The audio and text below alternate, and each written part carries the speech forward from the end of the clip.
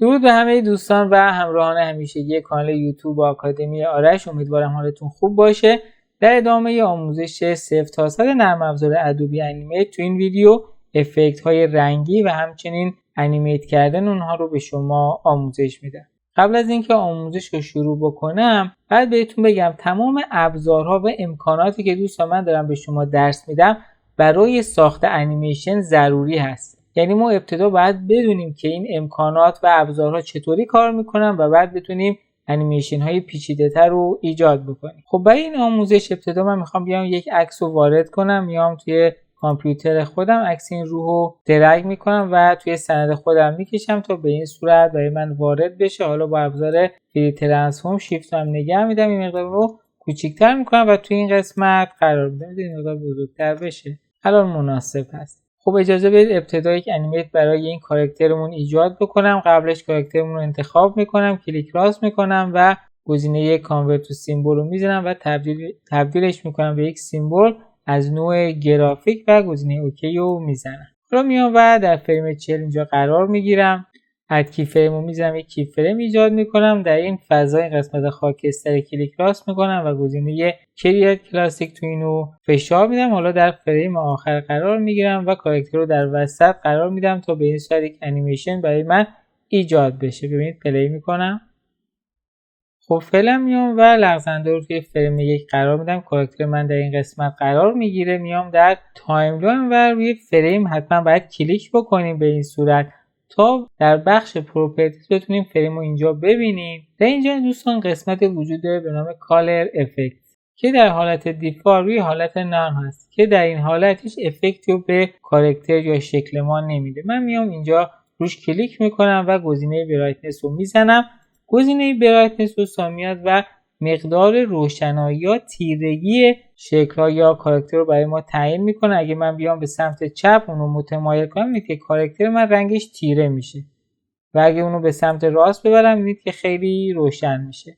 شما فرض کنید که الان من میخوام کاراکتر رو کامل سیاه بکنم. در این حالت کاراکتر من کاملا سیاه میشه. اما دوستان من فقط در فریم 1 این کارو کردم. اگر لغزنده رو به سمت جلو ببرم میبینید که به مرور کاراکتر من روشن‌تر میشه تا در فریم آخر به حالت عادی برگرده. پس به این صورت ما میتونیم بیایم و یک انیمیشن رو به وسیله رنگ‌ها هم ایجاد بکنیم. حالا میتونم در فریم آخر بایستم، بگم در فریم آخر کلیک میکنم روی فریمش و میگم در قسمت فریم بیا و در قسمت کالر افکت برایتنس رو دوباره روشن میکنم. میگم خیلی سفیدش بکن به این صورت. اگر کامل سفیدش کنم کاملا محو میشه دوستان. ببینید پس از حالت خیلی تیره به این صورت به حالت خیلی روشن تغییر پیدا میکنه کاراکتر به این صورت.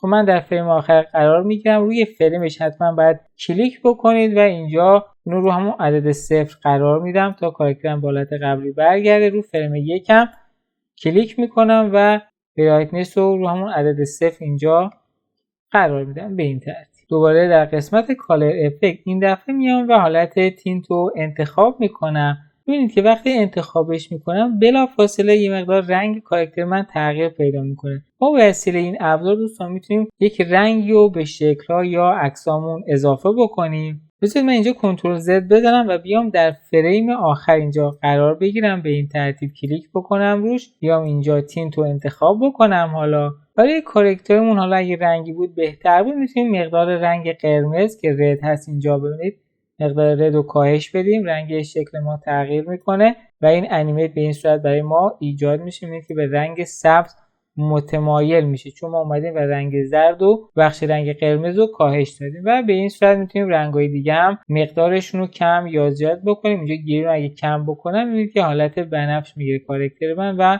به این صورت این انیمیشن ایجاد میشه. خب دوباره اینو انتخاب میکنم.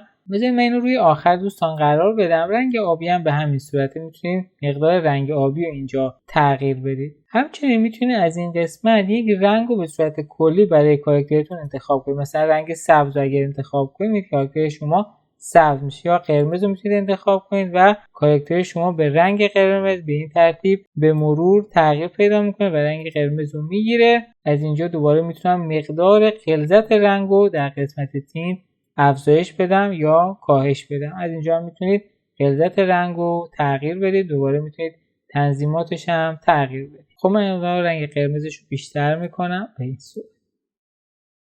دوباره در فریم آخر کلیک میکنم، اینجا رو باز میکنم. گزینه بعدی دوستان ادوانس هست.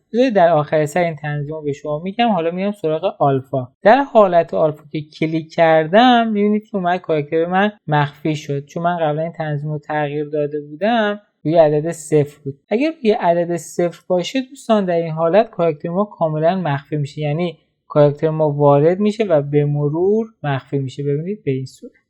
دوباره پلی میکنم از اینجا. پس اگه خواستید شما کاراکترتون رو مخفی بکنید، میبینید که به این صورت میتونید از طریق آلفا این کار رو انجام بدید. دوباره روی کی فریم کلیک میکنم، آلفا رو روی عدد 100 میذارم تا کاراکترم به صورت کامل مشخص باشه. به این صورت دوباره میام این دفعه گزینه ادوانس رو انتخاب میکنم. گزینه ادوانس تقریبا ترکیبی از تمام افکت هایی بود که الان بهتون گفتم. هم میتونیم آلفا رو اینجا تغییر بدیم به این صورت. ببین مقدار آلفا روی 0 بذارم یا منفی 0 کاملا حذف میشه و روی 100 کاملا مشخصه. بعد از اینجا هم میتونیم مقدار رنگ قرمز رو کم یا زیاد بکنم. ببینید کمش کردم و به این صورت رنگ کاراکتر من سبز شد. دوباره کلیک میکنم و از اینجا میتونید تنظیمات رو برای کاراکتر خودتون تنظیم بکنید و انیمیشن به این صورت برای شما ایجاد میشه. خب من این عدد رو به عدد 100 برمیگردونم. میام اینجا روی تینت قرار میگیرم، میذارم که کاراکترم یکم قرمز رنگ باشه، حالت انیمیت براش ایجاد بشه. در همین فریم آخر دوستان اگر گزینه هاید آبجکت رو بزنم، کاراکتر برای ما به صورت کلی مخفی میشه، یعنی در فریم قبلی هست و به یک باره حذف میشه. به این صورت فرقش با حالت آلفا که بهتون گفتم در این قسمت اینه که در حالت آلفا ما میتونستیم به تدریج بیایم و کاراکتر رو مخفی کنیم، اما در این حالت به یک باره کاراکتر ما مخفی میشه. به طور مثال بذارید من اینجا کلیک بکنم و هاید آبجکت رو تیکش رو بردارم. من میتونم اینجا بیام و یک کی فریم ایجاد کنم و در این قسمت هم یک کی فریم ایجاد میکنم. روی هر کی فریم میتونم هاید آبجکت رو فعال بکنم به این صورت. به این کی فریم هم میام و هاید آبجکت رو اینجا فعال میکنم. به این ترتیب در این قسمت ببینید کاراکتر من مخفی میشه و دوباره ظاهر میشه. اگه برم در این کی فریم هم قرار بگیرم، اینجا کلیک میکنم و بعد حتما هاید آبجکت رو اینجا غیر فعال کنم تا بلافاصله که در این فریم مخفی شده در فریم بعد ظاهر بشه. به این صورت من پلی میکنم، اینجا مخفی شد و دوباره اینجا ظاهر میشه. پس از این گزینه هم دوستان میتونید استفاده بکنید. و نکته آخر شما میتونید مقدار ترکیب شدن رنگ ها رو تغییر بدید. ببین من در فریم 1 اینجا قرار میگیرم و مثلا اینجا یک شکلی رو ایجاد میکنم به این صورت. حالا کاراکتر خودم رو انتخاب میکنم. بذارید من بیام یک لایه جدید ایجاد بکنم به این ترتیب و در لایه جدید یک شکل رو ایجاد بکنم که میبینید الان کاراکتر من مخفی شده. اما اگه من این شکل رو انتخاب بکنم، لایه‌اش هم در حالت انتخاب هست، میتونم بیام در قسمت فریم و در قسمت بلند مقدار ترکیب رو تغییر بدم. مثلا در حالت مالتیپلای میبینید که الان کاراکتر من اینجا ظاهر میشه. ببینید به این ترتیب اینجا مخفی شد و دوباره اینجا ظاهر میشه. پس به این صورت شما میتونید هر شکلی رو ایجاد بکنید و مقدار ترکیب اون شکلایی که روی هم قرار گرفتن رو با هم تغییر هم بدید. میام اینجا دوباره انتخابش میکنم.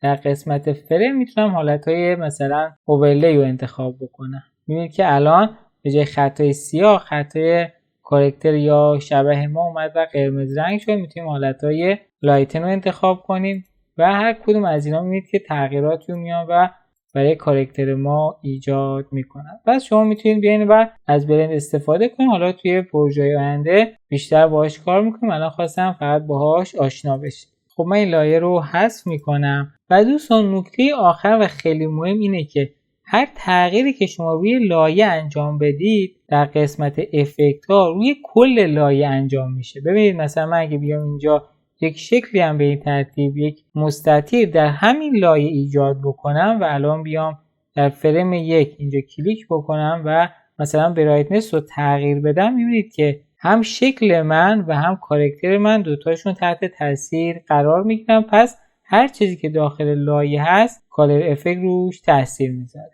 خب دوستان این آموزش هم اینجا به پایان رسید. امیدوارم لذت برده باشین. حتما تمام این مواردی که بهتون گفتم و خودتون توی خونه تمرین بکنید تا کامل بهش مسلط بشید. ممنون میشم اگر ویدیو رو لایک بکنید و تا ویدیو بعدی فعلا بدرود.